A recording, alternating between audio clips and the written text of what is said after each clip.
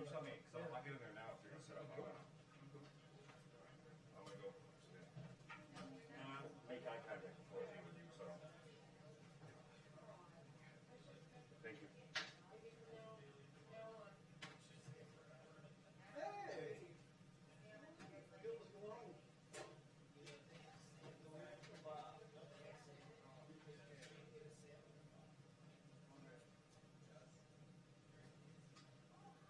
What's up?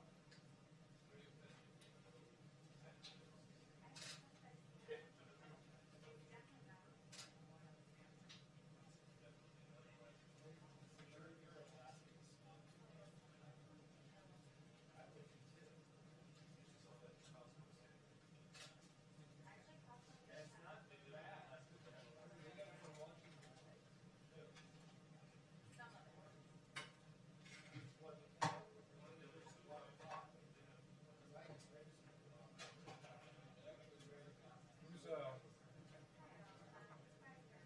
Alex, is this yours down here, or no? Juan, is that yours? It's not on, just letting you know. I mean, it's on, but I think it might be a slip line. There's nothing on display, I just want you to make sure it is. No, this is not enough. This is certain. Oh, but I'm saying there's nothing, is the camera on? It should be. Okay. It should be. Okay. Just see. So there's nothing on display for Jake? Sure. I put that lock, just like. No, I figured you did.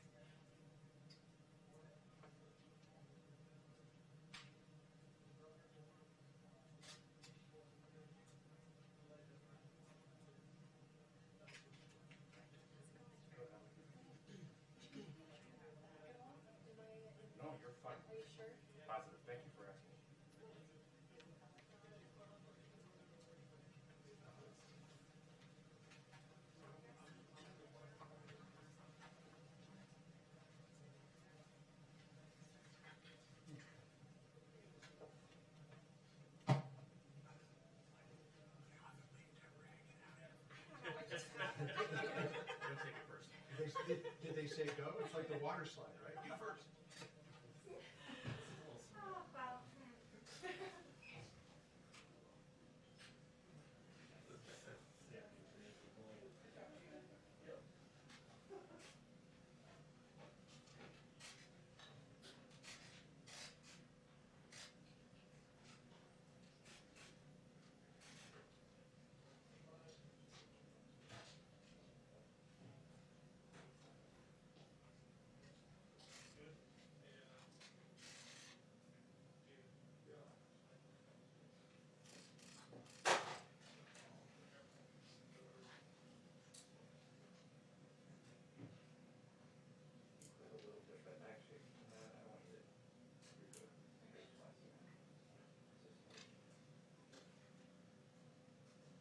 Are you sometimes late? Is that? no, I'm prior military. I'm always early. George Bush used to say late. Yeah, you want to be 15 minutes early to any meeting.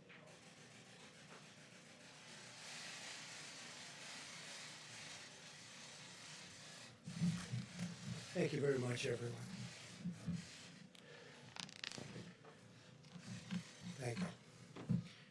Following the release of our reopening guidelines, governors across the country are looking forward to phase one and announcing plans for an economic resurgence. We're going to have a resurgence at a time when millions of American workers and families are struggling with the financial consequences of the virus. It's critical to continue the medical war while reopening the economy in a safe and responsible fashion. During this time, Americans must maintain strict vigilance and continue to practice careful hygiene, social distancing, and the other protective measures that we have outlined and that everybody's become very familiar with. We continue to be encouraged that many of the areas hardest hit by the virus appear to have turned the corner. For example, recent deaths are down very, very substantially. You can compare that with their peak not so long ago, and you have numbers of 30%, 25%. In Detroit, as an example, it's down by over 50%. Congratulations. And in New Orleans, where they've done a terrific job, they're down 65%. 30 states have just one case or less per 1,000 people, far fewer cases per capita, as an example, than Germany, the United Kingdom, France, Italy, Ireland, Switzerland, Singapore, Belgium, Spain, Norway, the Netherlands, Austria, Sweden. My administration continues to press Congress to replenish the enormously successful Paycheck Protection Program, which has impacted 30 million American jobs. We hope to have an agreement very soon, and hopefully tomorrow the Senate's going to be able to vote. A lot of progress has been made on that, tremendous progress. It's a great plan. It's a great plan. It's helped a lot of people. So we hope to have a vote maybe tomorrow in the Senate. And based on the record low price of oil that you've been seeing, it's at a level that's very interesting to a lot of people. We're filling up our national petroleum reserves, the strategic reserves. And we're looking to put as much as 75 million barrels into the reserves themselves. That would top it out. That would be first time in a long time it's been topped out. We'd get it for the right price. We're also pushing for the deal to include an additional 75 billion, our deal. We're talking about $75 billion for hospitals and other healthcare providers. Many providers and their employees have taken a huge financial hit in recent weeks, and visits, elective procedures, surgeries, et cetera, were canceled. We think that they can all get back online. They'll get it done. The hospitals have really been fantastic. The hospitals, they've stepped up to the plate. They've really done a great job. We appreciate it so much. For areas less affected by the virus, we've issued new recommendations about how to safely resume elective treatments. HHS has also distributed the first $30 billion in direct payments to 1 million healthcare providers across the country. We've also invested $1.4 billion in community health centers to ensure our most vulnerable communities, including many African American and Hispanic American communities, have access to the services and testing that they need. Earlier today, Vice President Pence spoke with governors from all 50 states about our unified effort to defeat the virus. He had a great call. It was a great call, very positive in, I'd say, every way.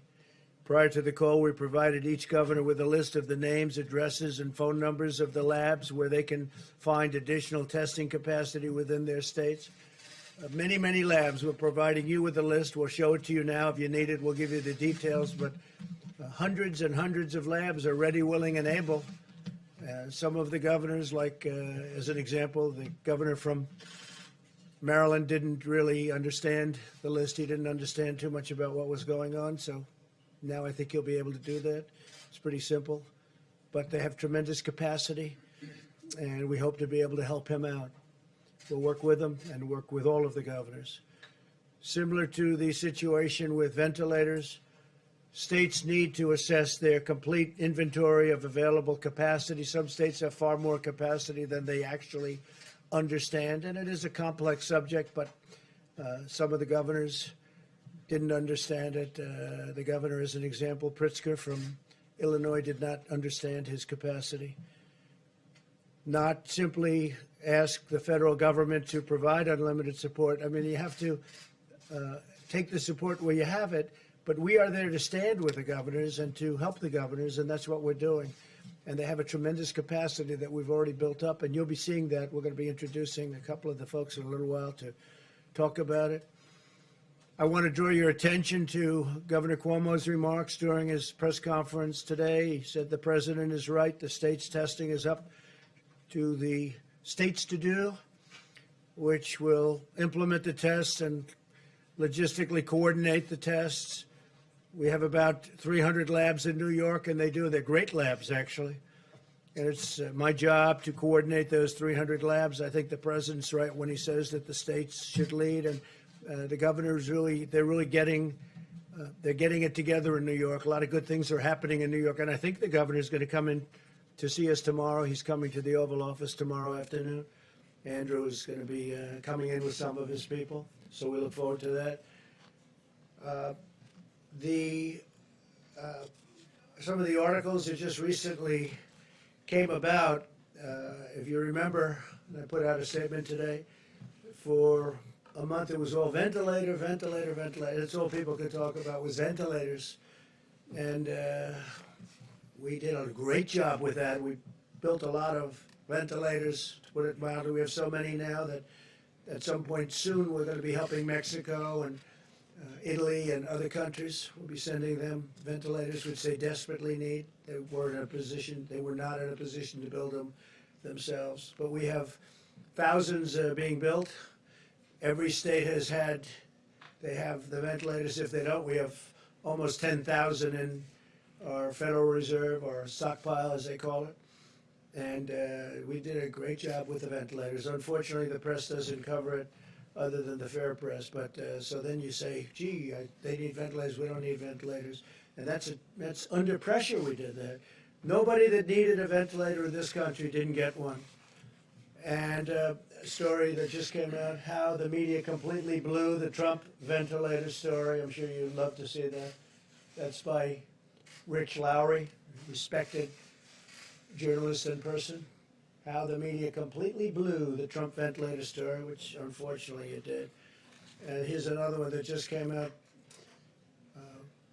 Kyle Smith, the ventilator shortage that wasn't. The ventilator shortage that wasn't, because we got it fixed. And we're also going to help the states, by the way, stockpile ventilators, so if a thing like this should happen again, they've got them. The stories on testing are all over the place, that we're actually in good shape. I'm going to have the Vice President and others speak to you about that, but we're in very good shape on testing, and we're getting better all the time. You're going to see some interesting things. I thought before I went any further, though, I'd like to have General Semonite, who's done an incredible job, tell you where we are. You know, we're still building beds in hospitals for people that need them. I guess the hospital business general is getting pretty much closed out now, but we're creating a lot of space for people just in case, and In some cases, they probably will be using them, but I thought the general, he's been so impressive and done such a great job. I thought on behalf of the services and on behalf of the federal government, he'd say a few words about what we're doing right now. Thank you very much, General. Well, thank you, Mr. President. I just want you to know that on behalf of all of us in the Department of Defense, our thoughts and prayers go out to all of those patients and all those victims that have been affected by this terrible virus. And the President and Vice President talk all the time about the heroes, but when I've been out there, I've seen the doctors, I've seen the nurses, and all those that have worked very, very hard. And we're just so proud to be part of this noble calling.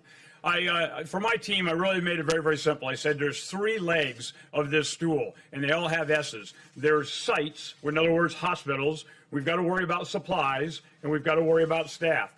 And so right when Governor Cuomo called the president about almost 30 days ago, he said, I need some help worrying about what could be tens of thousands of hospital room shortages. So the president and Secretary of Defense asked us to fly to Albany with a team. And on the way up, we understood how complex of a challenge this was. And we knew there's no way you can solve a complex catastrophe with a complicated solution. We needed a very, very simple solution to be able to then work with HHS, to be able to work with FEMA, to be able to work with the Vice President's task force, and then to be able to power this down all the way down to the local level. Some of the governors asked us to try to build a hospital in a parking lot or a field in 2 or 3 weeks. You can't physically do that. So what we said was, let's go to where there's an existing facility. And I'm going to kind of make this in 2 big pots. Those that are either hotel rooms or college dormitories, smaller rooms, or those that are in real large areas like field houses or convention centers.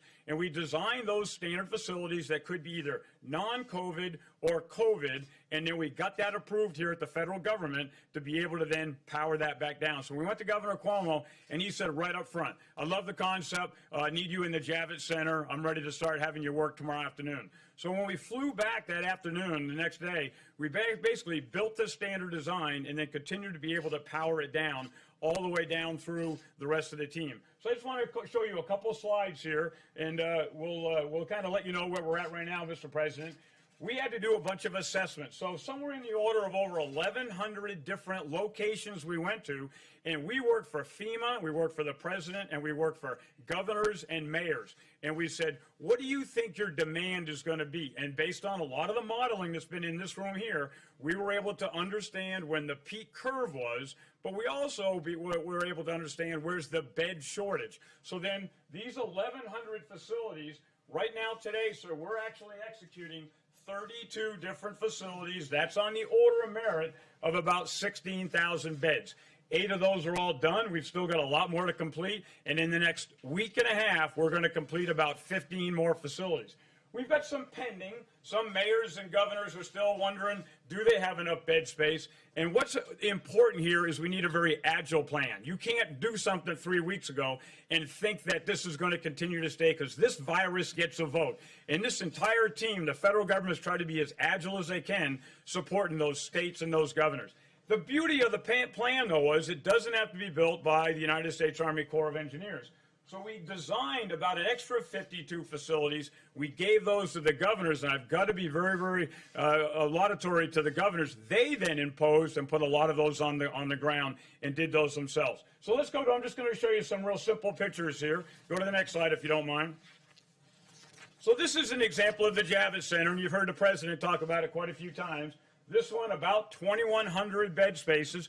What you get is about an 11 or 12-foot square cubicle. There is lights in there. There's a nurse call, so if you need to be able to call the nurse station. There are nurse stations throughout. There's pharmacies throughout. This one started as non-COVID, but then we came back in and put in central oxygen. So everybody has oxygen right behind their bed to be able to take care of those patients. And again, built this one, about 1,000 patients treated. Let's go to the next one. I was up in Detroit with Governor Whitmer, and she walked us through and told us her intent. Here's where she needed to do this in the TCF Center. You'll see all the cubicles that are laid out. This is right in the middle of a convention floor where there might be like a boat show or a car show, and then went in and built 970 different capabilities there. And again, a lot of great work by my guys in the Corps of Engineers and the rest of the mayors and the city's team all pulling together. Let's go to the next one. This is called the McCormick Place. Governor Pritzker sat us down. He said, here's kind of our intent of what you want to do. Mayor Lightfoot walked us through, and we went into another large convention center. This is actually 3,000 bed spaces, a very, very large build, and got this one done in a relatively short time. And then here's another one that kind of helps you understand the dynamic here. Go to the next one, please.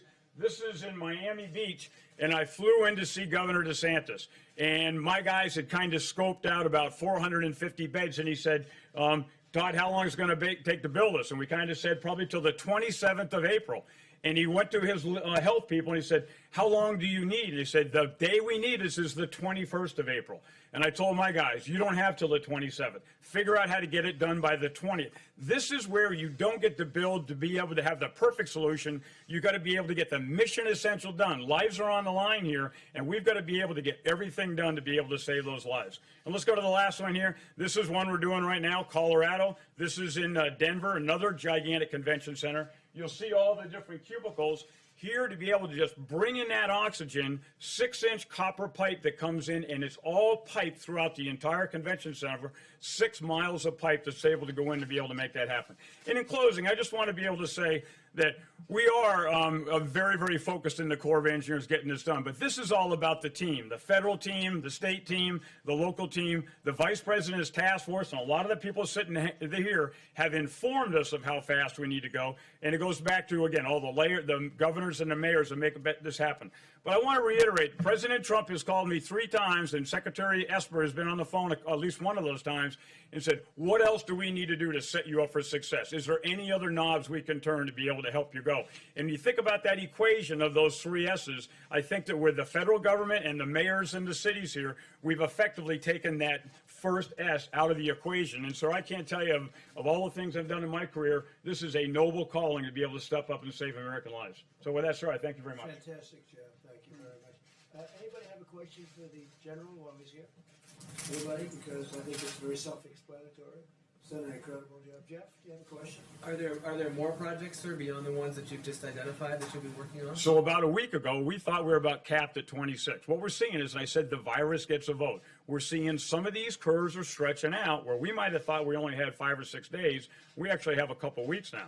Other ones we're seeing exactly the opposite. So where we didn't think there was some, and I'm not going to go into locations here, but we are definitely getting requests in. We've got 6 more requests in just in the last 4 or 5 days. They're a little bit smaller facilities in more remote areas, but our job, if we have enough time to go build, we want to get in there, do the assessment. We work for the mayor and the city and the governor here, and we can still get them done if the mayors and those elected officials make a fast enough decision. You might say while you're here, we're building, the general's in charge of the wall on the southern border, and we want to build 450 miles of wall, and it's very much under construction. You might give them a little bit of an update, how we're doing with the wall. So, sir, I think the most important thing, and you stressed this, and Secretary Esper stressed this, there's really several different priorities here. Our number one priority in Department of Defense and the Corps of Engineers is to protect the team, protect the force. No matter what we do, we've got to continue to take care of our civilians and our service members out there. And so every single thing we're doing, whether we're building for the VA or we're building for civil works projects or for the Department of Defense or building on the southwest border, we are going out of our way. I talked to my commanders this morning. We've got over 4,000 contractors that are on the ground out there, and we've had no positives as of this morning, knock on wood. Same thing with my 400 employees. We're testing them, not necessarily with a more stringent test, but with temperatures to be able to make sure that everybody's safe and everybody goes out of their way to do things the right way. Construction is going very, very smooth. What we're seeing is our contractors are extremely focused. Now that we've got a good, clear path, both on the CBP program as well as some of the DoD program, we, I think, very well postured. It's a very, very aggressive build, but we're well postured to be able to meet your expectations, sir, of 450 by the end of December 2020.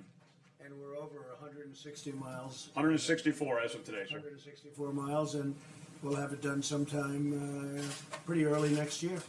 We're excited. Yes, sir. And you might just say one thing, the quality of that wall in terms of its power for stopping people that shouldn't be coming into our country. So same thing. If you have a standard design that you trust in and it works very well, I've got a a pat on the back, Commissioner Morgan. He was very adamant to continue to be able to make sure that it supports his agents. And so we've got a design now that certainly does that. And then we've got a phenomenal contractor workforce that's in there, my Corps of Engineer employees, and it's going in well. We don't see any significant problems. And I think it's also important to point out that we want to do this the right way. So we try to balance this with environmental considerations are out there. We're trying to do due diligence when it comes to anything to do with any of the citizens who are affected. We're trying to make sure that we're protecting all of the things that we need to protect and try to find that balance where we can both meet the administration's directive while at the same time making sure we're doing this so that everybody gets a vote and everybody has a fair shake. Yeah, please. May I ask what you're doing regarding the availability of, at the recreation sites that the Army Corps of Engineers operates? How the access is going there and whether or not there are restrictions? So I'm an engineer. I take my guidance from some of these experts sitting on the bench over here. And when the president says, turn on America, what we initially did, like many, many other governors, they, shut down beaches, shut down cities. I had a meeting with my commanders this morning, and as soon as we think it's safe, turn them back on. I mean, parking out there at a rec area where you're 500 feet away from everybody in a camper is probably low threat. I will continue to take guidance from the administration, but where we get green lights to continue to put our rec areas full up and let everybody go back out there and do things the safe way. I mean, we work for the administration, so I want to do it safe, but I don't want to be the last guy that turns things on. Not at all. Yes, ma'am. Thanks for just walking through some of the efforts.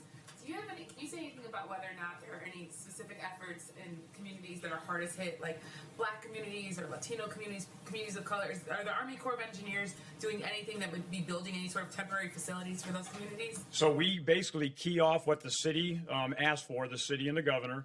There are a couple specific areas that certain city mayors have asked us for. Again, I'm not going to go into details, but we basically, if they go in and say, I'm very worried about a hot spot on this side of town or a specific community here, we will do, and that's what the administration's charged us to do, is whatever we can do to be most responsive. We just don't want ever to have an ambulance pull up to the back of a hospital and somebody says, we're out of room, go to the next hospital down. So that's where we're trying to make sure that bed space is available. And so far, everything we built has been ahead of need. In other words, we're able to finish the building 2 or 3 days before it's needed. Thank you, ma'am. Okay.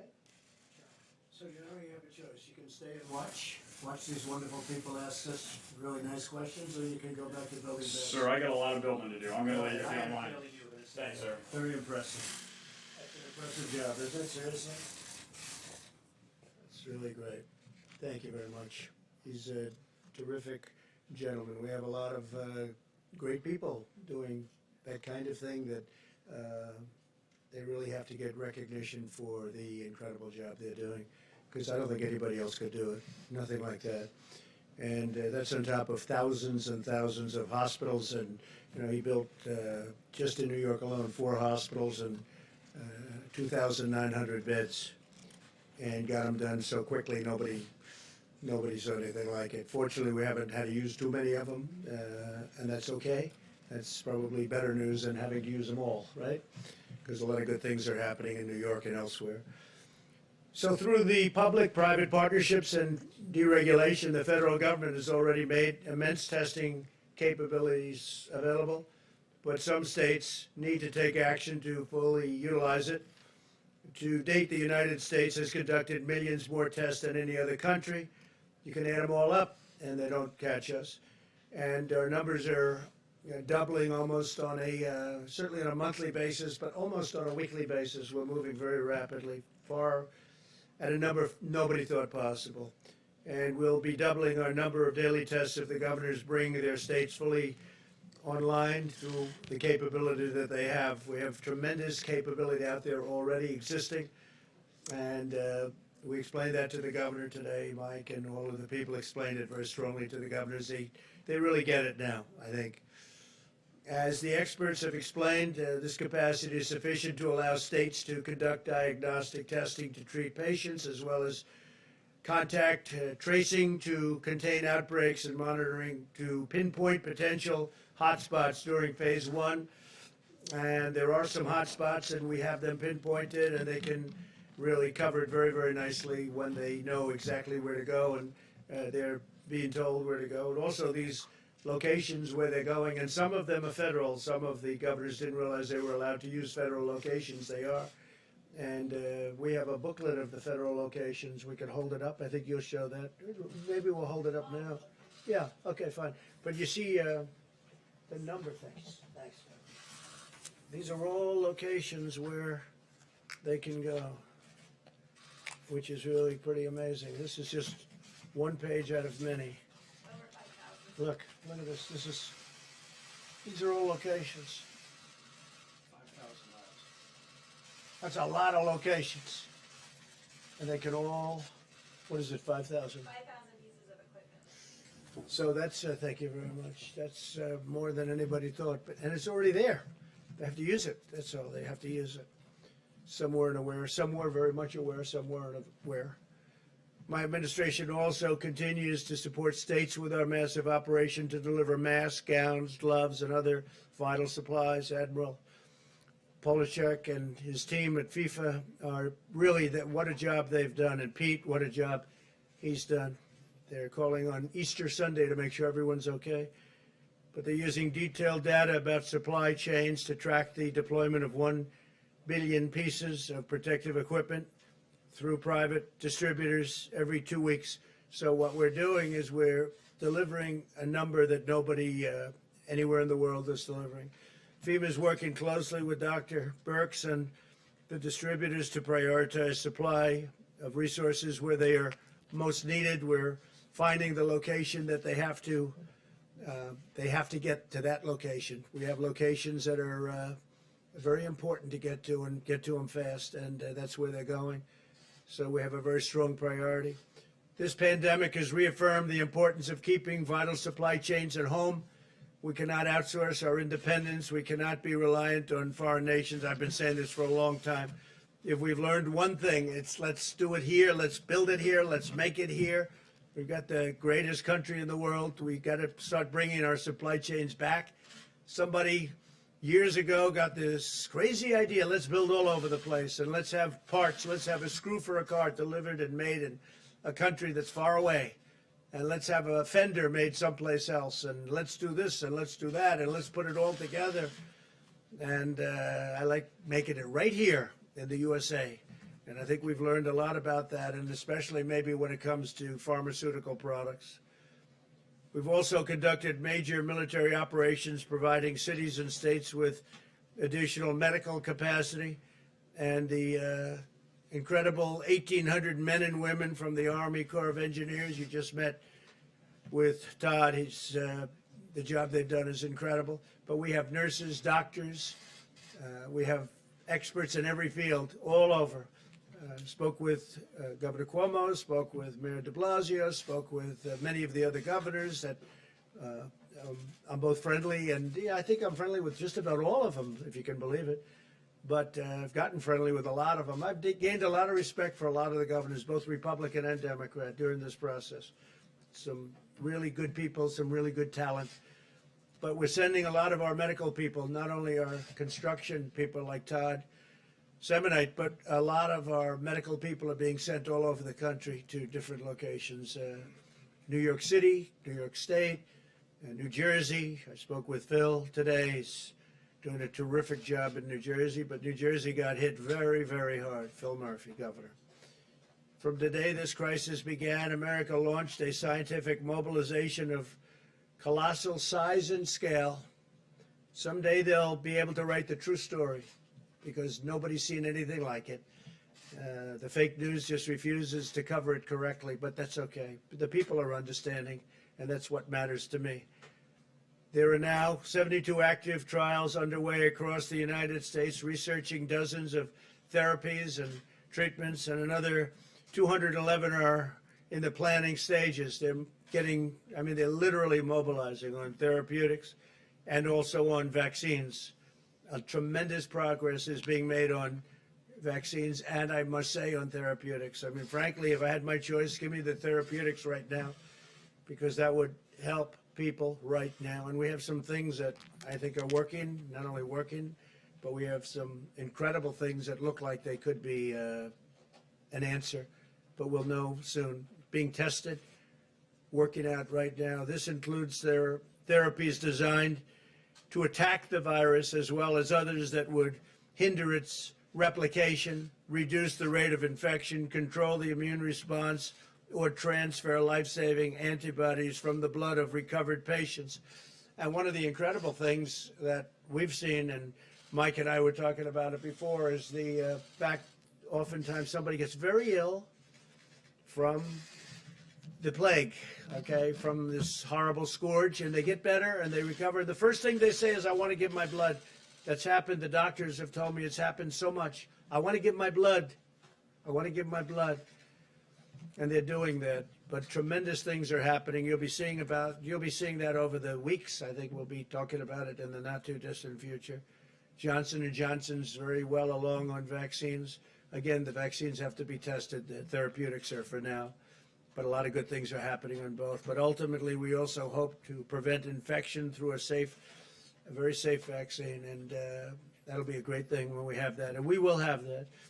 So with that, I'd like to introduce Admiral Guar and Brad Smith to discuss some of the incredible things that have been done. And they really are what they've been able to do in a very, very short period of time with and equipment. You're going to see equipment that you haven't seen before. And if you'd just come up, Brad, if you guys would come up, you could give us a little display of some of the equipment that we have and some of the things that are happening having to do with testing. Because testing is a big word. Remember, it was all ventilators. And the reason it was all ventilators, they said, there's no way he'll ever be able to catch this one. And not only did we catch it, we are now the king of ventilators all over the world. We can send them anywhere. We have thousands being made a week. And they're very high quality. And that wasn't playing well. So then they said, testing. Oh, we'll get them on testing. Well, testing is much easier than ventilators. Ventilators are big machines that are very complex and are very expensive. You need you need a group of people that really know what they're doing. We took auto lines, we took a lot of different people, and now we've done that. But it used to be ventilators. Now it's testing. And I think the Admiral, and I think that Brad will show you some things that you haven't seen that are really very spectacular, having to do with testing.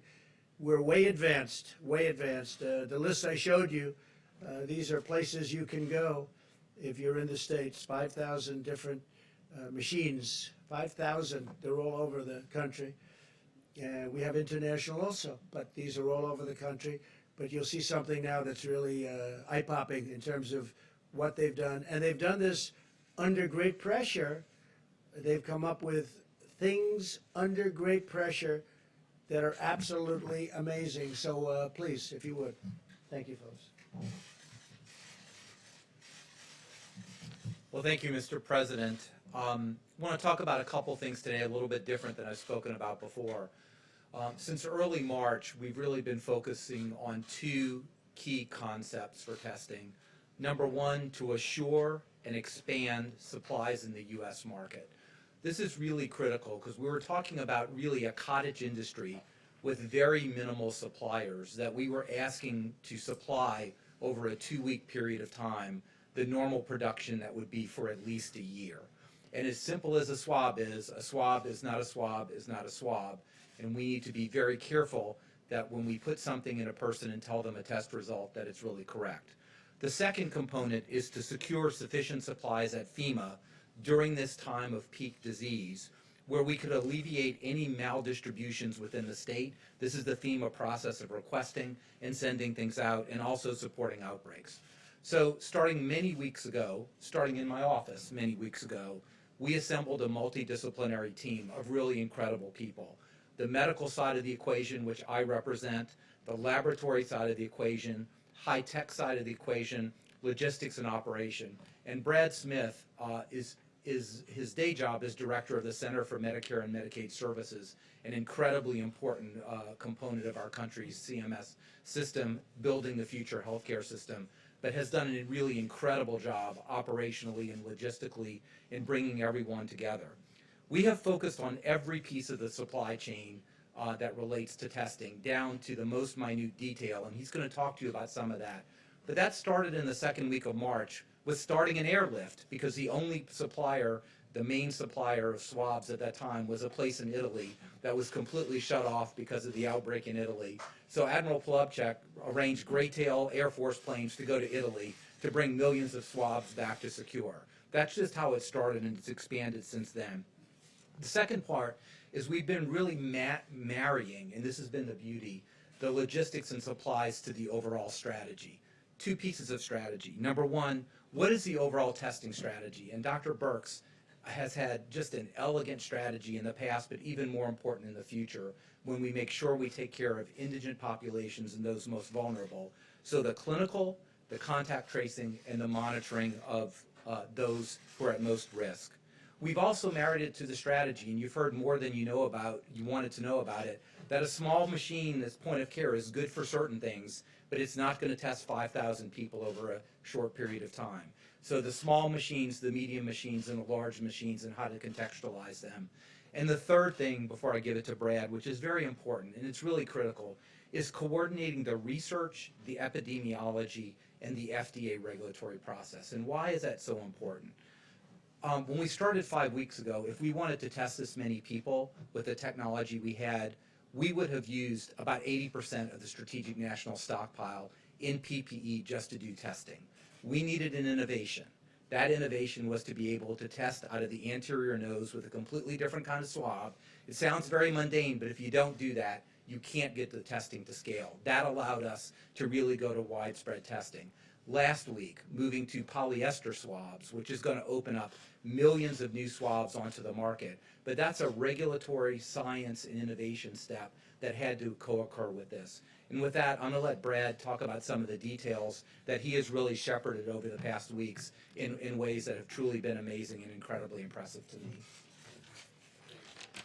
Well, thank you, Mr. President. It's an honor of a lifetime to be here and serving in this way. I've been working under Dr. Birx's and Admiral Gerard's leadership over the past several weeks to help increase the supply of testing across the United States. As you all know, there's really three parts that you need to make the test work. First, you need the machine, which as Dr. Birx will share more and the President spoke to. We have a very, very large number of those across the United States. It's about making sure that we're taking advantage of them. The second part of the testing is making sure that we have the collection supplies to actually be able to collect the specimen, and I'll talk a little bit more about that. And then the third part is making sure that you have the materials you need to support the machine to ensure that you can actually process the test once it gets to the lab. I'll let Dr. Birx talk more about the machines here in a second, but as you'll see, across the United States, we have a tremendous number. They range in variety. So we have some very small machines that do point-of-care testing. They may do, say, 50 to 100 tests a day. We also have other very large machines that can do several thousand, process several thousand tests a day. On the collection supply piece, I'll talk through a couple different kinds of collection that can be done.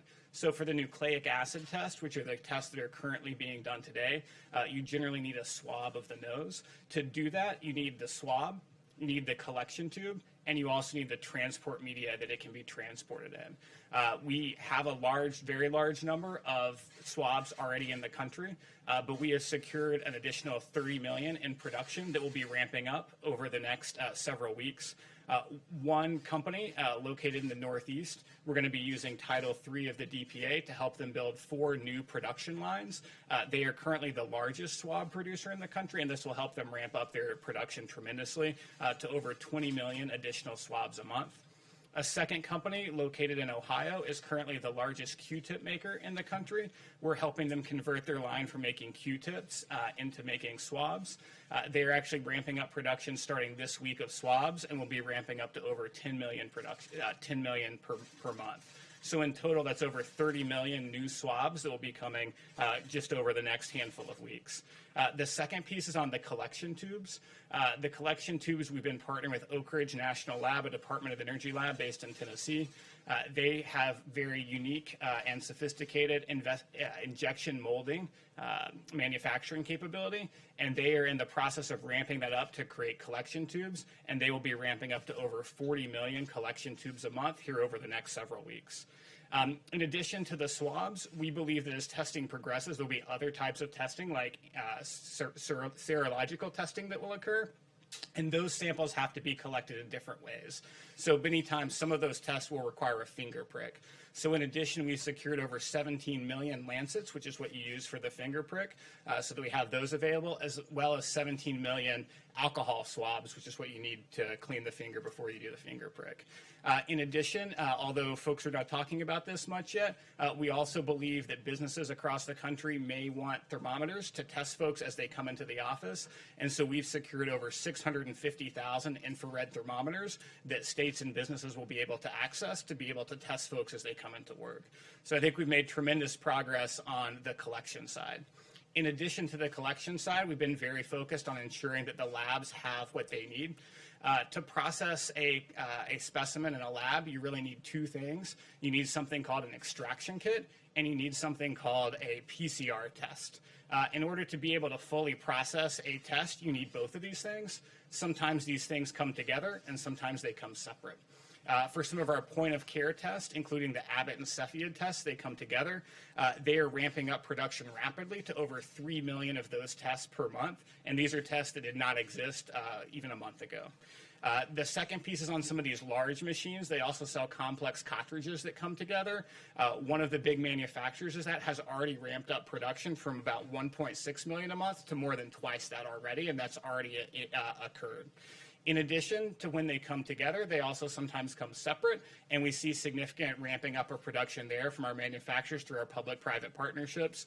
And we're seeing both several million more over the next few weeks of both the RNA extraction kit as well as the PCR test kit. So with that, thank you. Mike, please. Thank you, Brett. Thank you, Mr. President, and I share your admiration for this remarkable team, from the Army Corps of Engineers to Brad, to Admiral Giroir. They're doing a remarkable job every day. As the President mentioned, today we had our weekly conference call with governors across the country, states and territories, and I was able to convey to them our appreciation for the leadership that every governor of every state and territory has provided. Thanks to their leadership, thanks to the extraordinary cooperation of the American people, despite the fact that more than 770,000 Americans have contracted the coronavirus, and our hearts grieve for the more than 41,000 Americans who've lost their life. The truth is that as we stand here today, we are slowing the spread. And as the President reflected, we continue to see steady progress in less cases, lower hospitalizations, even in hotspots around the country. And we commended America's governors for their efforts in that regard. We are preserving our healthcare capacity, as the General with the Army Corps of Engineers reflected. The President's direction, we've built a great number of hospitals around the country, but the utilization rate has been fairly low because of the mitigation efforts, the cooperation of the American people. We have not had to use them. And that, as the President said, is very good news. In a word, we thank governors across the country for taking actions, decisive action, to save lives and to make a difference. I reminded them that we're all in this together. We have one mission, we're one team. We spoke on the conference call about last week's guidelines to open up America again. And we heard from governors across the country about the progress that they are making. We spoke to governors from New Jersey, Connecticut, Florida, Louisiana, Texas, and Michigan about their ongoing efforts at social distancing, and addressed questions that they had about needs that have been spoken of already in this presentation today. In addition, as we promised last week when we spoke to governors on Thursday about the guidelines to open up America, our team presented every governor in the country, states and territories, with a memorandum detailing laboratory capacity in all locations of laboratory equipment for diagnostic tests that can perform the coronavirus test.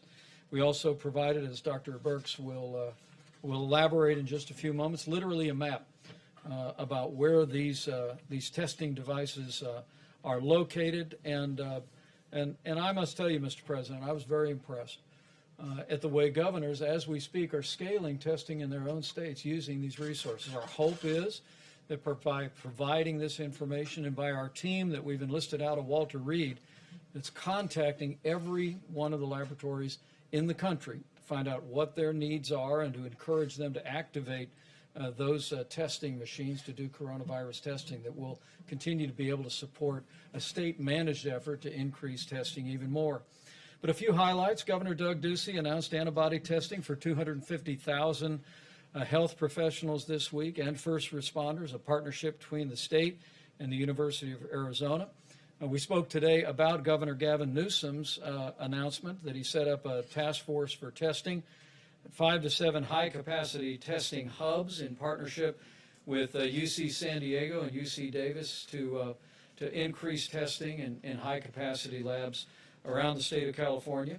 We heard from Governor Ron DeSantis, Mr. President, about the efforts of the state of Florida. I believe he said that at this time Florida had conducted 275,000 coronavirus tests, and they're in the process of a major expansion of statewide testing with the goal of opening up additional sites and using the Florida National Guard to test residents at nursing homes and long-term care facilities in Florida.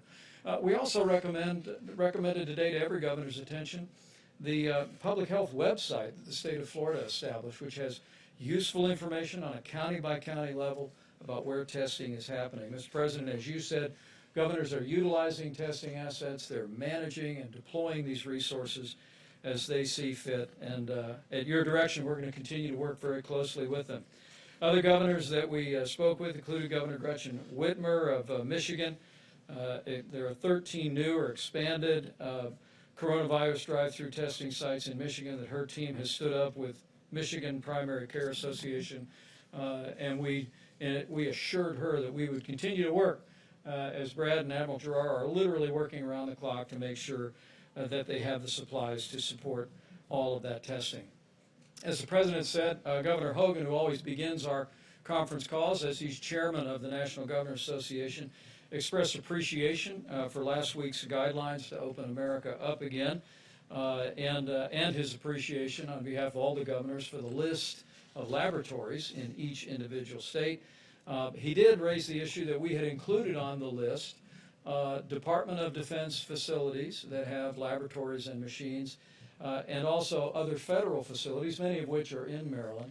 And I was able to assure Governor Hogan and every governor on the call that we will make all of those laboratories available across the country to every state as the need for testing capacity continues to scale. And so this is one more step where you see the Army Corps of Engineers, where you literally see thousands of military doctors and nurses on the streets of New York and other cities around the country. This is one more step where we're literally, as the President said from early on, are leaving no stone unturned, and we are delivering a whole-of-government approach for our states as they deal with the coronavirus outbreak. Governors are continuing to expand testing, and we assured them that we're going to continue to work in every way to support their efforts to do just that.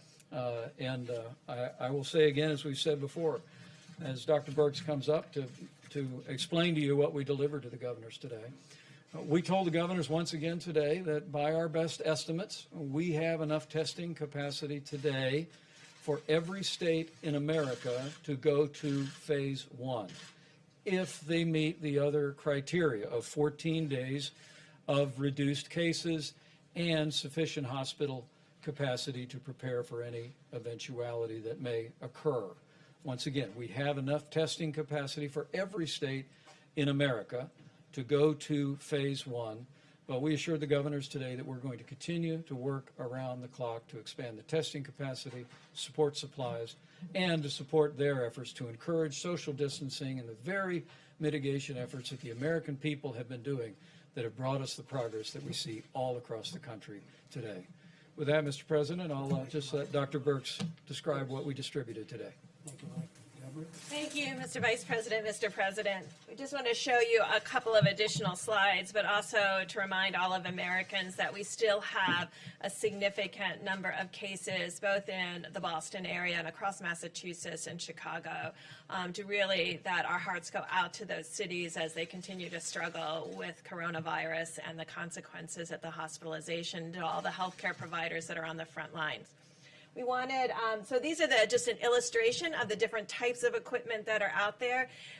describing them both as low speed, but quick turnaround time, to high speed and taking 3 to 4 hours to actually run 100 or more tests. And so the equipment ranged from all those different, and that's why there's 5,000 of them as noted by the president in this list.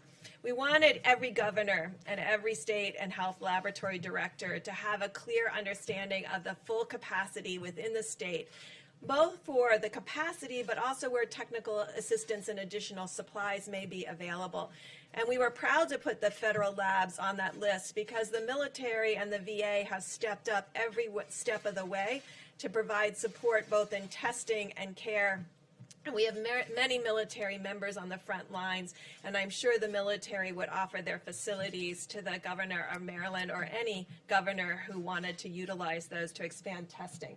So the next slide, I'm just going to run through them very quickly. So every governor not only received the Excel spreadsheet with the complete list of the equipment and the zip code of the location and the laboratory to really be able to create a mosaic of laboratories of the high speed and low speed equipment together to meet the needs of their clients, depending if they're drive-through or hospital needs. So this is what Florida looks like. Next slide.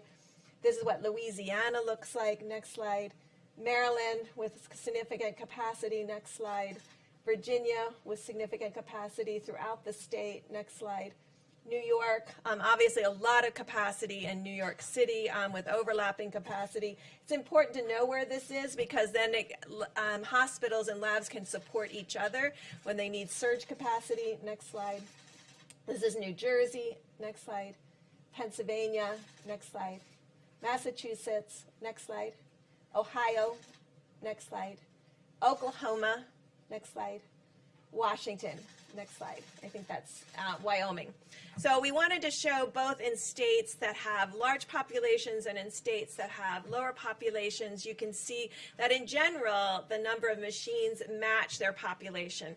And we're working with the Walter Reed Group and the American Society of Microbiologists and all the lab directors to really create a web of understanding of what the capacity is currently, what the capacity can be, and how the federal government can support them in developing their strategies linked to the overarching federal strategy of testing as outlined in our guidelines.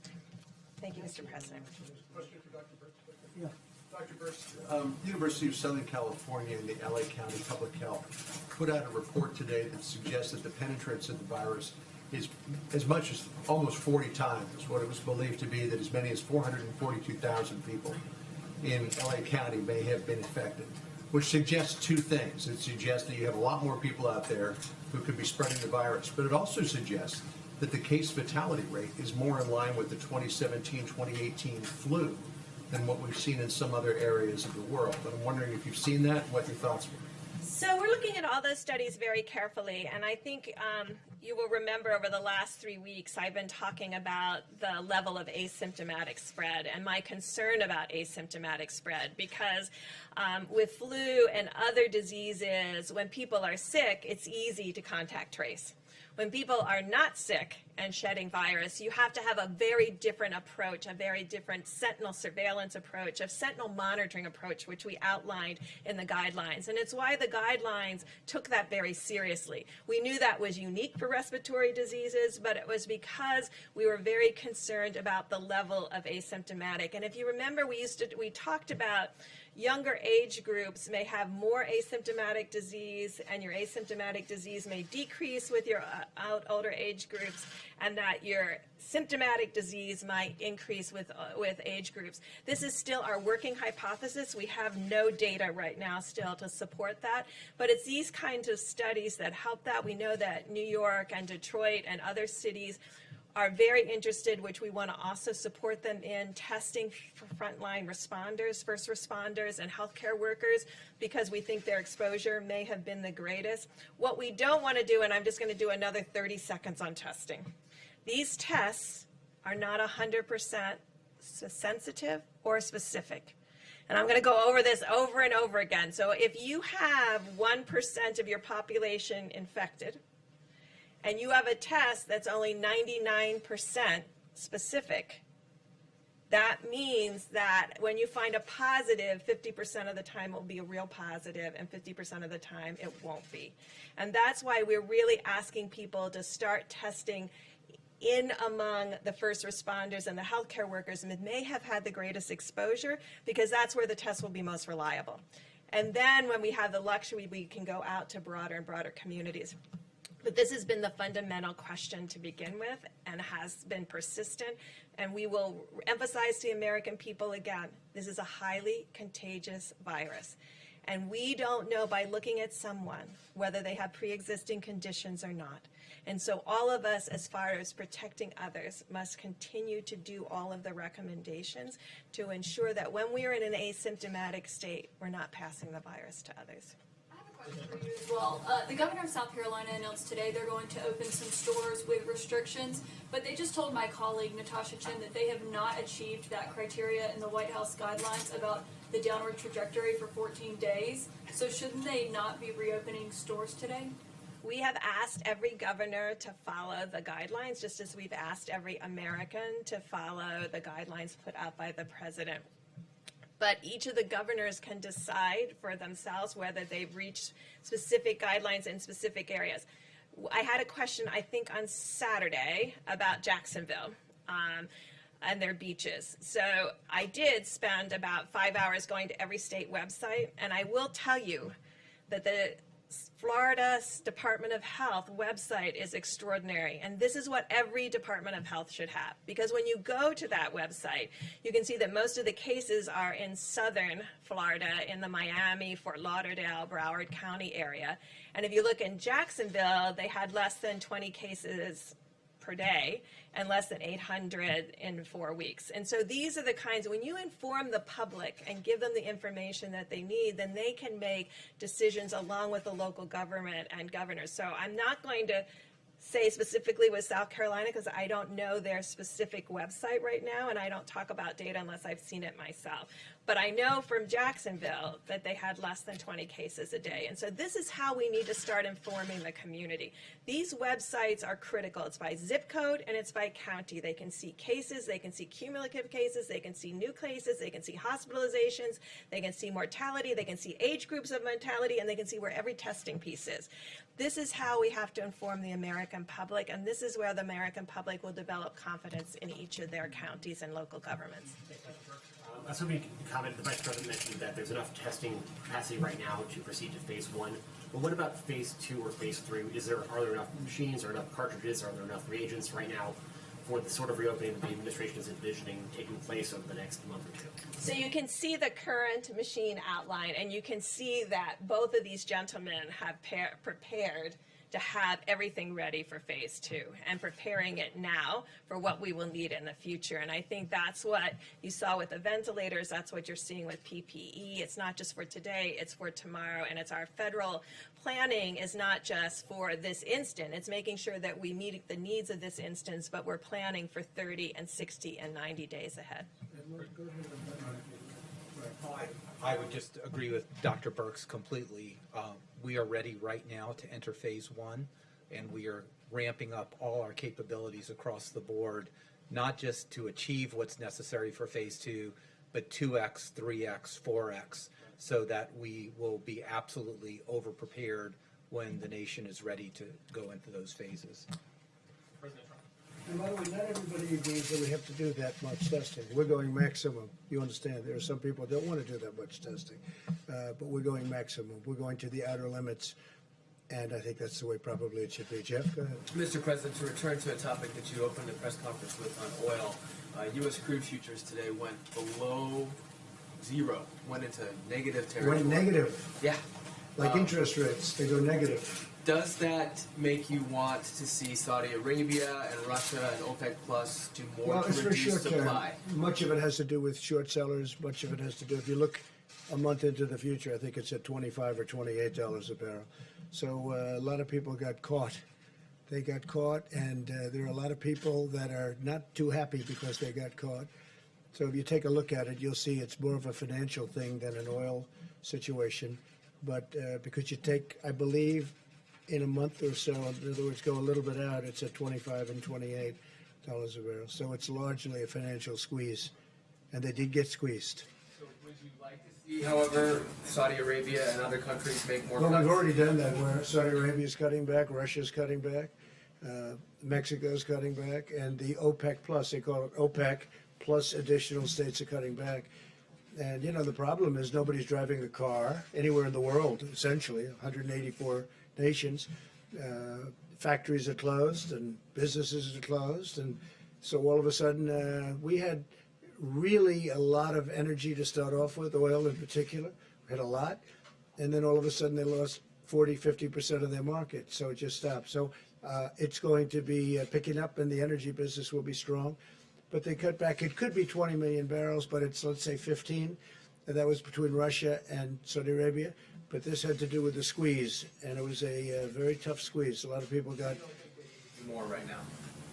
well, they're going to do more by the market, to be honest. Look, same thing over here. If the market is the way it is, people are going to slow it down or they're going to stop. That's going to be automatic, and that's happening. Yeah. Mr. President, on criminal justice reform and these SBA loans, I got an email earlier this morning from a fella in the Northwest who owns a supply business. And he has a felony on his record, nonviolent felony, in the past 5 years, which under SBA guidelines makes him ineligible for one of these PPP loans. So he has now had to let go 50 employees, many of whom are criminals trying to get back into society. I don't believe there's anything in the CARES Act that would restrict. If you give me the name of the company and his name, I'll have that checked out, Joe. I'll do that.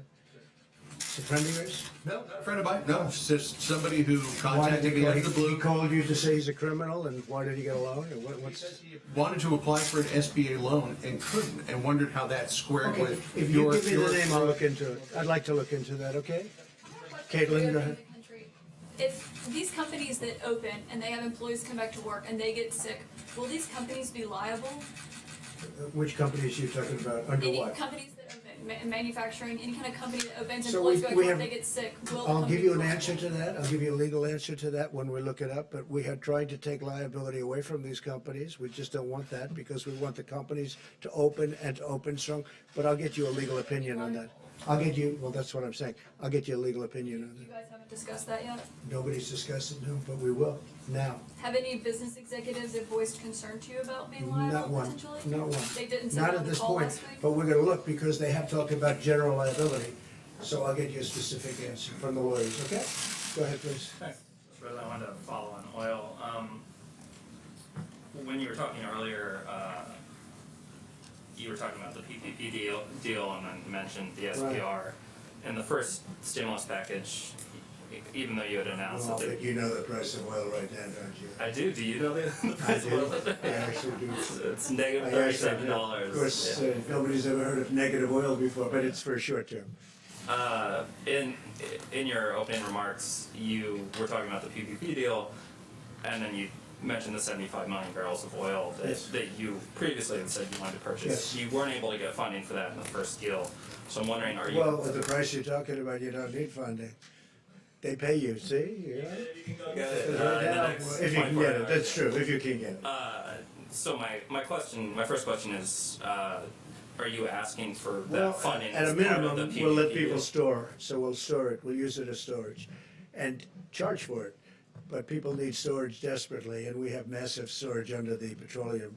So you're not going to make it a requirement of the PPP interim funding deal? It's not a question of requirement.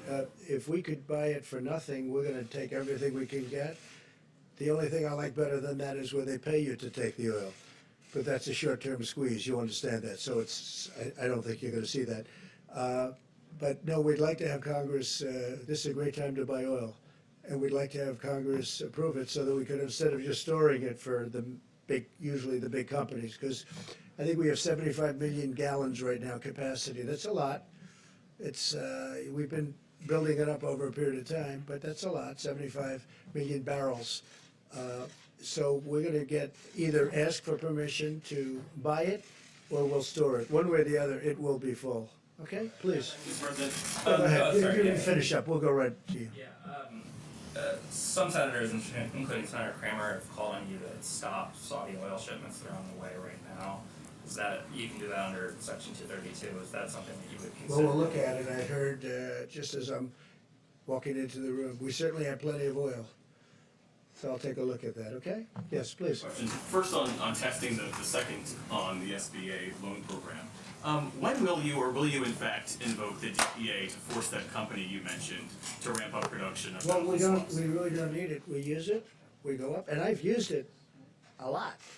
But we use it, and then sometimes all they have to do is see it coming. Do you want to talk about that, Admiral, please? I think this is, I don't think any of us knew very much about the DPA, but there's sort of a force side of the DPA where you force a company to do something, but there's a second side of it which is really a hand up. The company we're talking about has done everything to support this effort and have ramped up production. I'm on the phone with them multiple times a day. This is the hand up.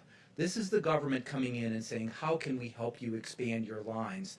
There's no asynchrony here at all. So this is the hand up side of the DPA, which is exactly what these small American heroic companies need. They don't need to be forced. They're all in.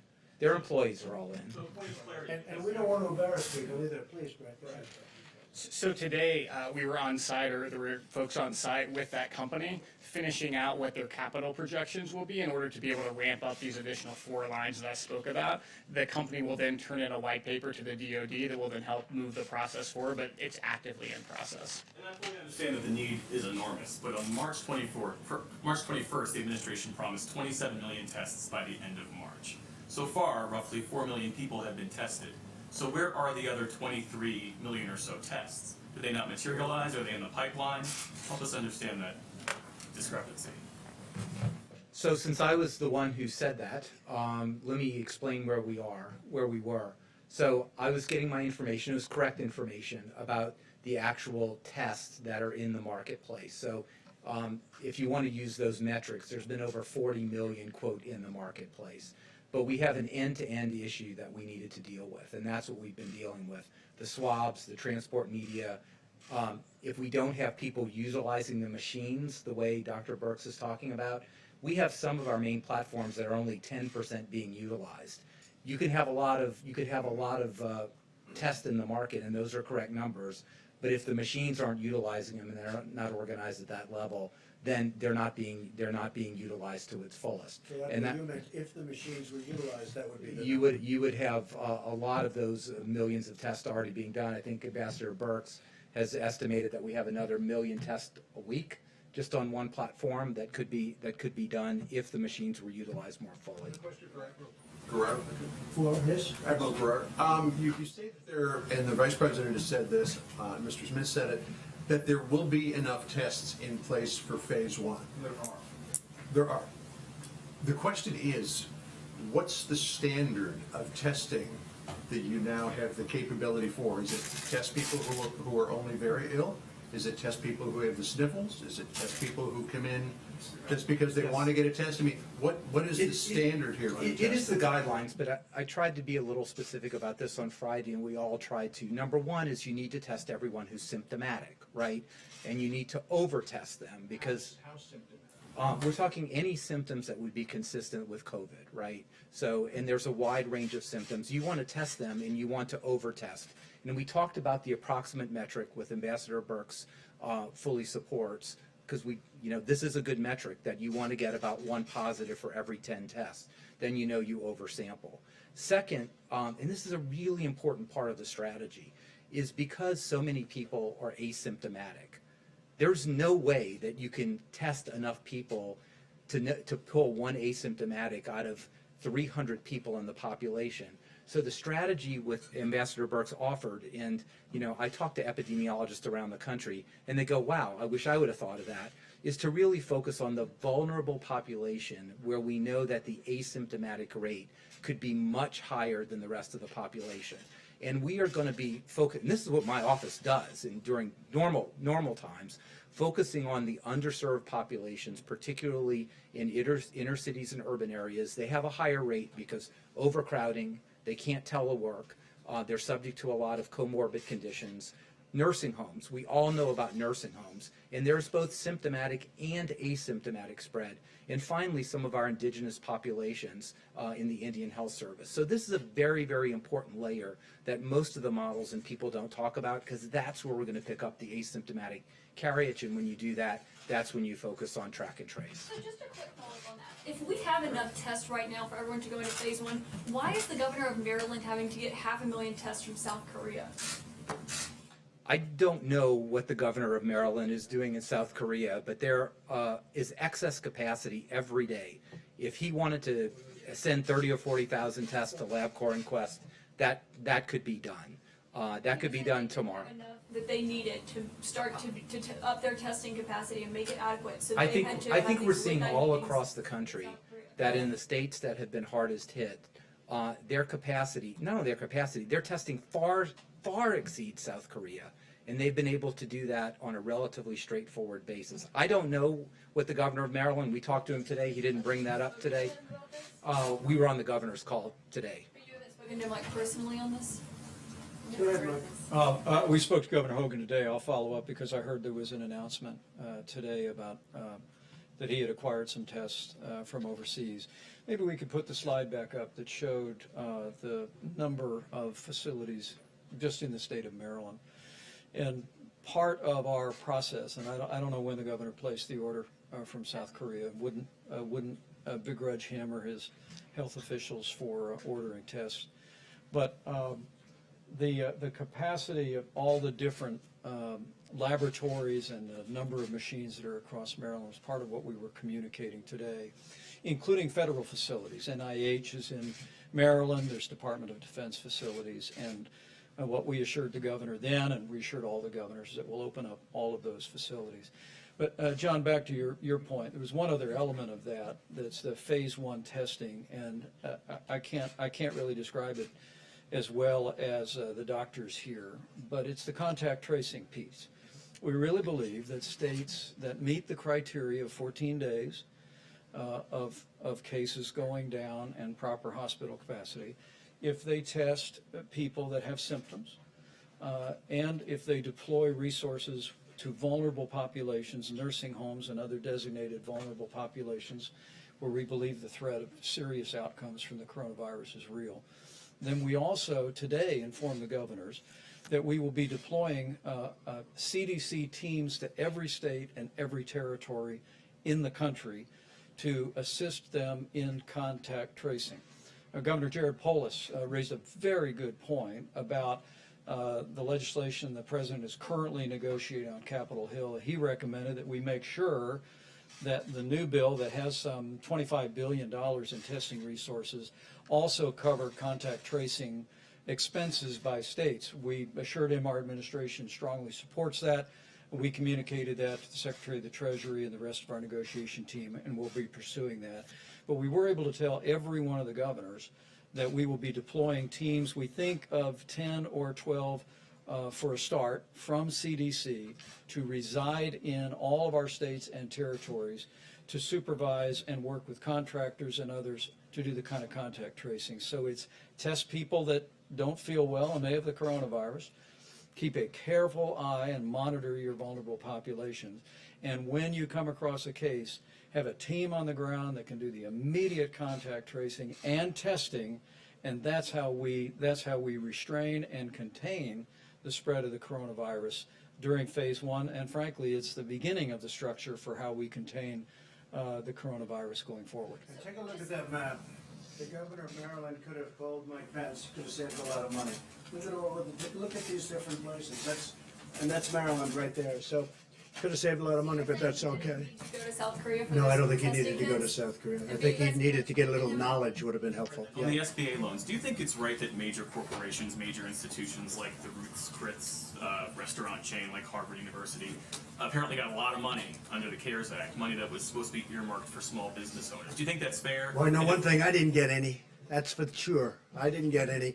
We'll look at individual things, and some people will have to return it if we think it's inappropriate. But should the criteria be changed that that money goes to people who need it? Well, it's being done by great professionals. It's being done by banks, and as you know, community banks all over the country. That's what they do. They loan money, and they're supposed to do it according to not only criteria, but according to what we think is right. But if somebody got something that we think is inappropriate, we'll get it back. Okay? Good point. Please, go ahead. Yes, a different question about South Korea. There are reports that you are personally negotiating with President Moon the terms of reduction of U.S. forces on the Korean Peninsula, and that there are 4 scenarios involved.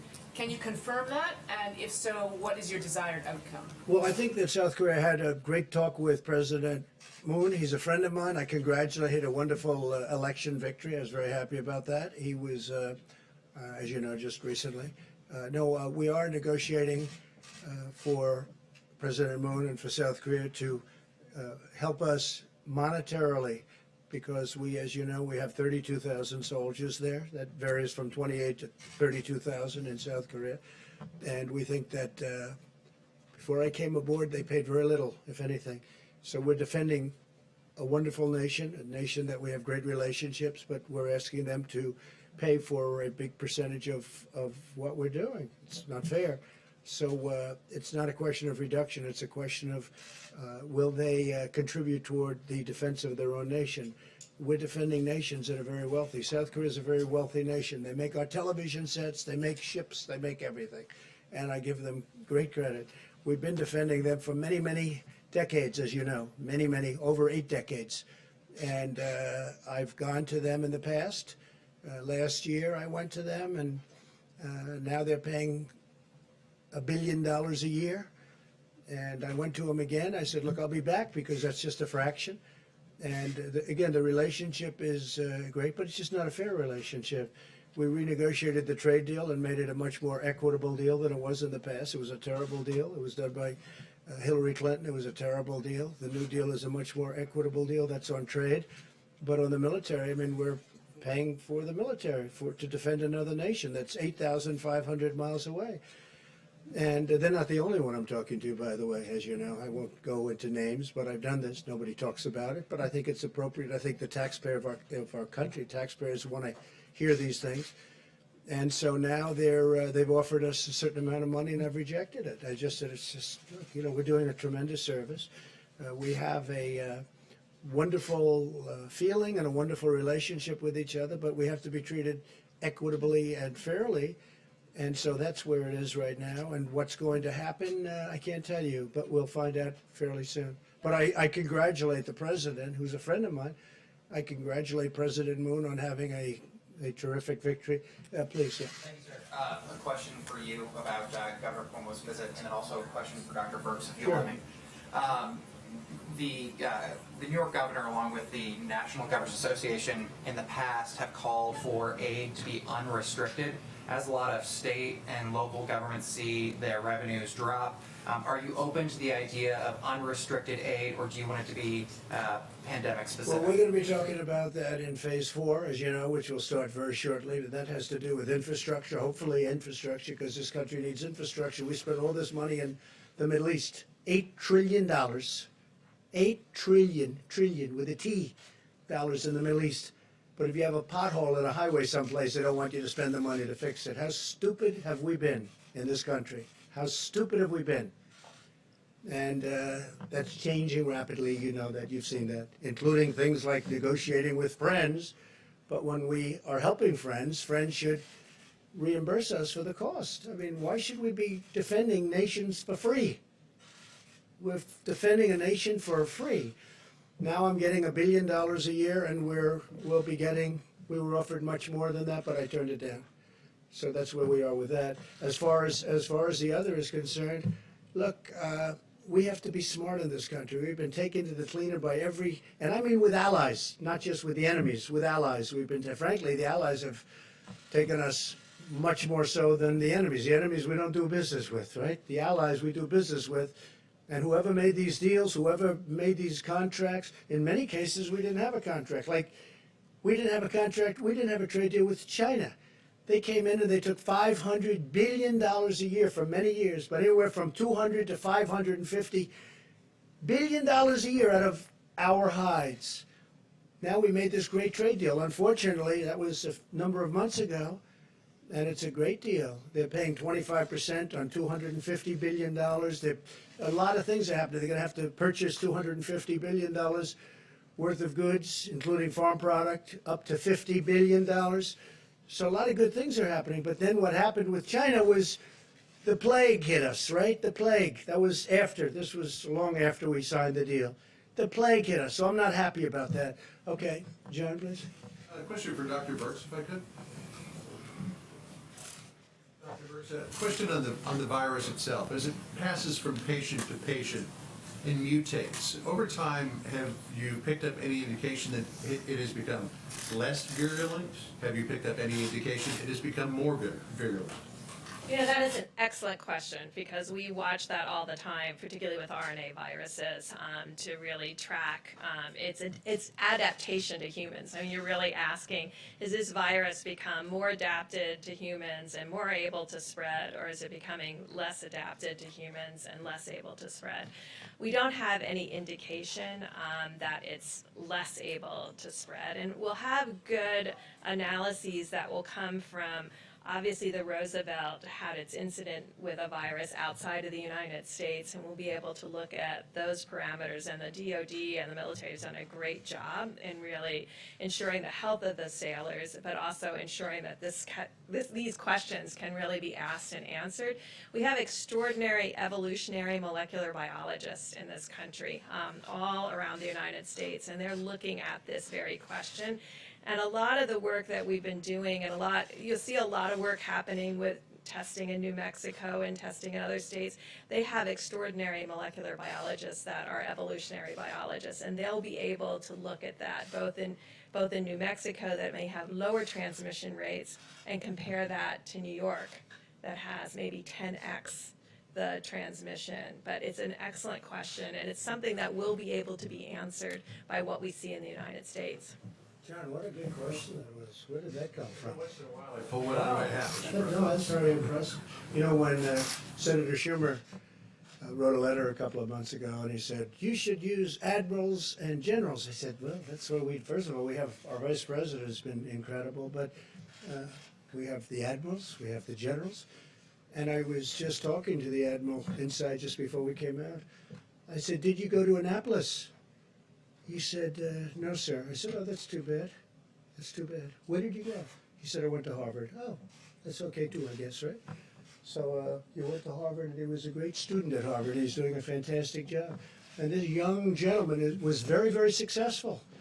But he wanted to help the country. He wanted to come into the country, and we appreciate it very much. It was a big success, big success. Let's do here and there next, okay? We're all set. Good. Thanks, President. As some of you talked about your meeting tomorrow with Governor Cuomo that you mentioned, is there a reason he's coming all the way down here? I don't know. He wanted to, and we, believe it or not, we get along. Okay? He was very generous yesterday in particular. Said we did a, quote, phenomenal deal. I don't know if anybody wrote that, but he said that, and I appreciated it because it's not about me. It's about these people and thousands behind Mike and the Admiral and all of the other people that are working with us. I mean, and you see, look, I don't understand when I see polling and approval ratings for the job. I mean, this group should get a 95. It really should. And we're really helping the governors a lot. And the governors call me, the ones I know, or the Republicans, but the ones I know, and they say it's incredible the job you're doing. Again, not me, the job this group is doing. And you sit here, and I'm watching from the corner, and I'm just saying, boy, it's incredible stuff. When you watch the general get up, General Semonite, and talk about boom, boom, boom, you don't see that. You don't see that. When you hear the Admiral speak about the testing, how good it is, and yet people don't like to say it. But remember, it was all about ventilators a month ago. Ventilators. Then we fixed it. You don't hear about ventilators. Where is the ventilator? Jeff, you haven't asked about ventilators recently. What's going on? What about ventilators? We're helping other countries now because they can't have. They're very hard to come by, and they take a long time to make, like years. It's incredible the job they've done, that our people have done, and also private companies have done. You know, you talk about the act. We don't like to use it unless we have to. But a lot of times, just the fact that you have it gets you everything you need. So, you know, we don't want to embarrass any of the companies, but we have used it. on a number of occasions, and it worked, but it works just as well before you have to use it, because they don't want to be embarrassed, and I don't want to embarrass them because they've done a great job. Please, go ahead. No, I think right behind you, I promised. I cannot tell a lie, so we'll get you next, okay? We'll get you next. Talking to her or me? No, you. Me, okay. Well, thank you so much, Mr. President. My question, I have two questions. The first one is on testing. You talked about the idea that first it was ventilators, now it's testing. You seem to maybe possibly be implying that talking about testing is a personal attack on you. Can you explain why you think talking about testing is a personal attack, given that the access to testing has been an issue for a long time? There's bipartisan outcry still today that there's not enough testing. Why do you think it's a personal attack on you? Well, it's not bipartisan, it's mostly partisan, but more importantly than mostly partisan, it's incorrect. You have the experts. Look at these maps. I mean, you have the maps with so many different locations. In the case of, as an example, Governor Hogan, he didn't really know. It was very obvious to any of those listening on the call today, even though you weren't supposed to be on it. I'm sure that some of you were, or representatives were. He really didn't know about the federal laboratories. Would you say that's correct, Mike? He didn't know. He didn't know. And Mike doesn't like to get into this stuff. He's less controversial than I am, but he didn't know about it. And if he did know about it, he would have been happy. No, we've done a really good job in testing. Now, with that being said, we have tests coming out perhaps over the next 2 weeks that will blow the whole industry away. Now, a lot of people love the Abbott test. So do I. You know, the Abbott test is great because it's boom, they touch, they put it in 5 minutes you have. The problem is that doesn't do massive numbers like the big machine. But the big machine takes a day and a half, you know, with delivery and everything else. But we have tremendous testing capability. Remember this, we've tested more than any country in the world by far. In fact, I think I read where if you add up every other country in the world, we've tested more. But remember this, we're dealing in politics. We're dealing with a thing called November 3rd of this year. Do you know what November 3rd represents, right? You know better than anybody in the room. November 3rd of this year, it's called the presidential election. No matter what I do, no matter where we go, no matter how well we do, no matter what, if I came up with a tablet, you take it and this plague is gone. They'll say, Trump did a terrible job, terrible, because that's their soundbite. That's the political soundbite. They know the great job we've done. But with all of that being said, and also there is a thing that somebody could talk to if they want, but I don't want to bore you with it. Not everybody believes we should do so much testing. You don't need so much. We're talking about maximum. The reason that the Democrats and some others, maybe because they don't know, they want maximum because they want to be able to criticize. Because it's almost impossible to get to the maximum number, and yet we've been able to do it already. But with that, and you'll be seeing this over the next couple of weeks or sooner, we have a test. If it comes out, it'll revolutionize the whole world of testing. It'll be something really special. So I don't view it as personal at all. What I do say is it's something that's not fair to thousands of people that have done such a good job. Your language and how you approached the coronavirus at the beginning. I interviewed someone who said that his family got sick. They went to a funeral in mid-March. And they said mainly because the president wasn't taking it seriously. He said, if the president had had a mask on, if he was saying we should stay home, then I would have stayed home. Well, Instead, I have family members. He said his family members were sick and because they were listening to you. Do you feel like, or are you concerned that downplaying the virus maybe got some people sick? And a lot of people love Trump, right? A lot of people love me. You see him all the time, right? I guess I'm here for a reason, you know? To the best of my knowledge, I won. And I think we're going to win again. I think we're going to win in a landslide. But just so you understand, you're talking about March, right? Yeah. And yet, excuse me, I know, I understand. And yet in January, a certain date, you know the date better than I do, we put on a ban of China where China can't come in. And before March, we put on a ban on Europe where Europe can't come in. So how could you say I wasn't taking it seriously? You know, I put on a ban on China before anybody in this country died. I put on a ban. And so you tell me, Nancy Pelosi she wanted to have a street party in Chinatown in San Francisco at the end of February. That's a month later. And then they tell me it's only a political talking point, but you feed into it because you're too good a reporter to let that happen. Really, you are a good reporter. You're too good a reporter to let that happen. Remember this. So at the end of January, I put on a ban. People that were in that room will tell you that I think there were 21 people. I was the only one in the whole room that wanted to do it. Fortunately, I was the one that counted for that purpose.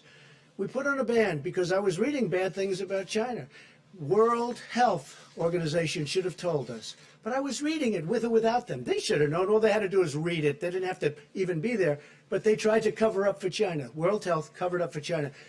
But no, wait. But you can't say this. Look, I put on a ban. In other words, I stopped China from coming to the United States. I stopped Europe from coming into the United States long before the March date that you're talking about. So people should say I acted very early. That was a very hard thing to do. Doing that was a very hard thing.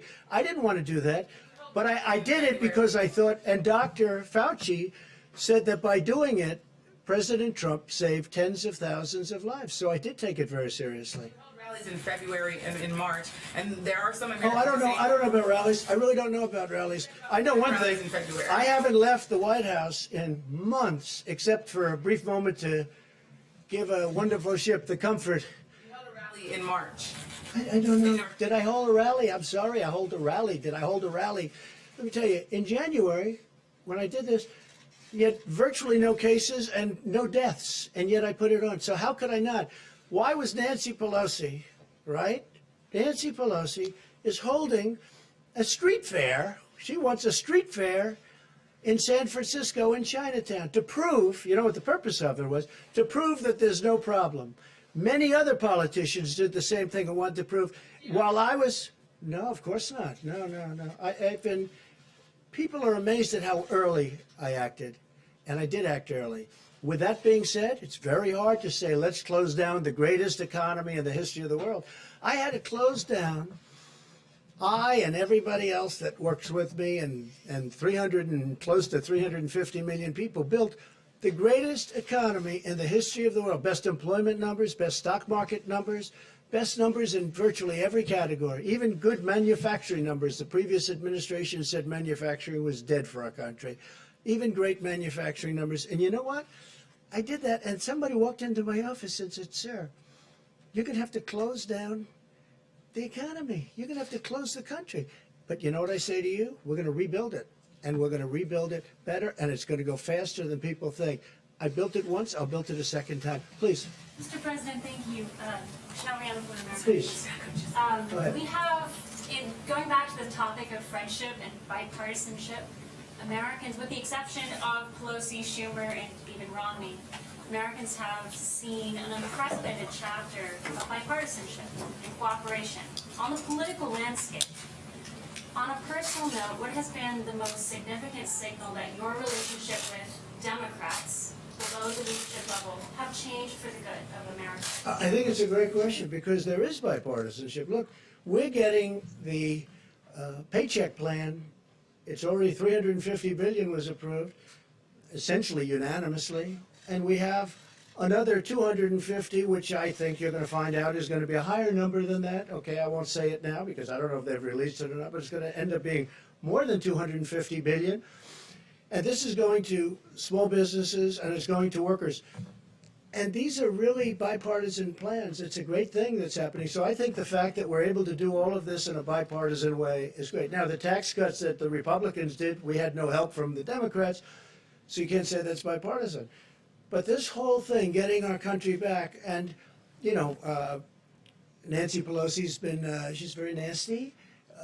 She, you know, wasted a lot of time on a impeachment hoax. It was a total hoax, went nowhere. And that was not good. And Schumer, I guess it's the same thing, but he sort of accepted it. He just did what he was supposed to do, and he didn't do very well with it. But, you know, that was not appropriate. That was a bad thing for our country. But it was fine. I mean, I understand the game. They have a little bit of a majority, so they say, let's do something and let's try and stir it up. But they wasted a year. They wasted tremendous. We could have been doing things that would have been great for our country. They could have been looking into China. They should have been looking into China as an example. A lot of people are blaming the Democrats for wasting all that time because it was during that period of time, as you know, that it was fomenting. But I think we've had a great spirit of bipartisanship in a certain way. It's not, I wouldn't say we're going to set records throughout the world, but things are happening that are very good. The country is coming together. And I'll tell you what, the people are coming together. The people are really coming together. I think you're going to find that our country is much more unified. I do think that the press, the media, foments a lot of this, a lot of anger. I really believe it foments tremendous anger. For instance, I'll be asked a tremendously hostile question from somebody, and then I'll answer it in a hostile way, which is appropriate. Otherwise, you look foolish. Otherwise, it looks like just walk off the stage and bow your head. I can't do that. You know, I just can't do that. But a lot of these questions that are asked from certain networks are so hostile, and there's no reason for it. There's no reason for it. We are in a war. This is a World War II. This is a World War I, where, by the way, the war essentially ended because of a plague. That was one of the worst ever. They lost almost 100 million people. But we're in a big war. And I'll say one thing about, because I think it's important. The last person, I did it early, but I was the last person that wanted to close down one of the great economic, you can't call it an experiment, but everything, I guess, in life is an experiment. So I'd say experiments, but one of the great economic stories in history. I'm the last person that wanted to do it, but we did the right thing. Because if we didn't do it, you would have had 1 million people, 1.5 million people, maybe 2 million people dead. Now we're going toward 50, I'm hearing, or 60,000 people. One is too many. I always say it. One is too many. But we're going toward 50 or 60,000 people. That's at the lower, as you know, the low number was supposed to be 100,000 people. We could end up at 50 to 60. Okay, it's horrible. If we didn't do what we did, we would have had, I think, 1 million people, maybe 2 million people, maybe more than that. And you look at, there's one country in particular that decided, let's wing it, let's just keep going. They are being inundated with death. Now, if you take a look at some of the hospitals where, one of them I knew growing up in Queens, and I'm looking at the bodies laying in hallways, being brought into refrigerated trucks, the trucks, these massive trucks, bodies going in. Multiply that times 10. It's not sustainable. And many of the people that have this theory, oh, let's, you know, maybe we could have just gone right through it.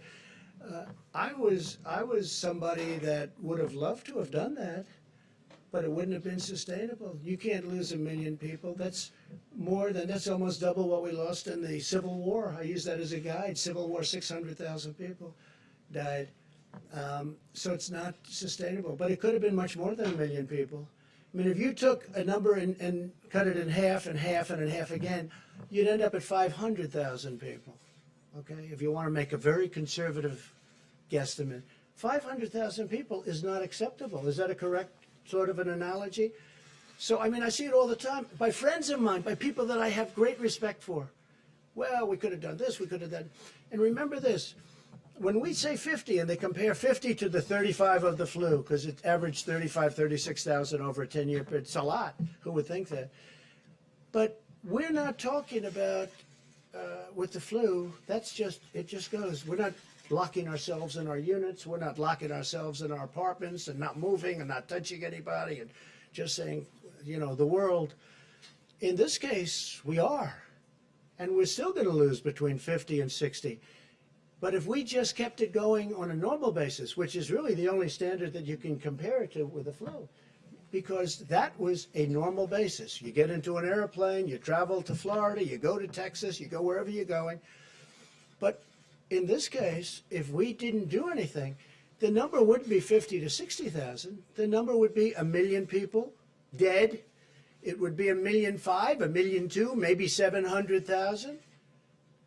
It would have been a number in like that because, and it's so important because I see so much. Oh well, you know, you can't compare it, because I'll tell you what, the people of this country, what they've done, they've gone out of what they had, the way they've lived. It's not great. It's terrible. Maybe the first 3 days, and then all of a sudden, you see what's going on. They want to get going. And I get that fully. But I just say this. If we would have done that, we would have lost anywhere from 1 million to more than 2 million people. Now, with all of the death that we've seen at 50 or 60,000 people heading toward, right now it's at 40, but 50 or 60,000 people, probably over 50 for what I see. But that's with our guard up. If we took our guard down and just said, okay, we're just going to keep this open, we would have lost millions of people. Can you imagine? Look how bad it looks now when you look at the bodies, when you look at Hart Island in New York where they have the mass grave and all of the things that you see. Can you imagine if we had the guard down, if we didn't do anything and we just said, let's ride it out? It would not have been sustainable in any way. It would have been an atrocity. So we've done the right thing. We've really done the right thing. And the people that have worked so hard and dangerously, I'll tell you, again, I say it, but I watch those doctors and nurses and medical people running into those hospitals, and they don't even have their gear on. Forget about gear, whether it's great gear or not, and we're bringing in the best gear in the world, but they're running in with open everything, and they're the job. They're like warriors, the job they're doing. But if we didn't do the moves that we made, you would have had 1 million, 1.5 million, 2 million people dead. So multiply that times 50. You're talking about you would have had 10 to 20 to 25 times more people dead than all of the people that we've been watching. That's not acceptable. The 50,000 is not acceptable. It's so horrible. But can you imagine multiplying that out by 20 or more? It's not acceptable. So it's a very good question. I appreciate it. We'll see you tomorrow. We'll see you tomorrow. Can I ask you about Larry Hogan's response to what you just told me, Mr. President? Mr. President, a question about children. Thanks, everybody.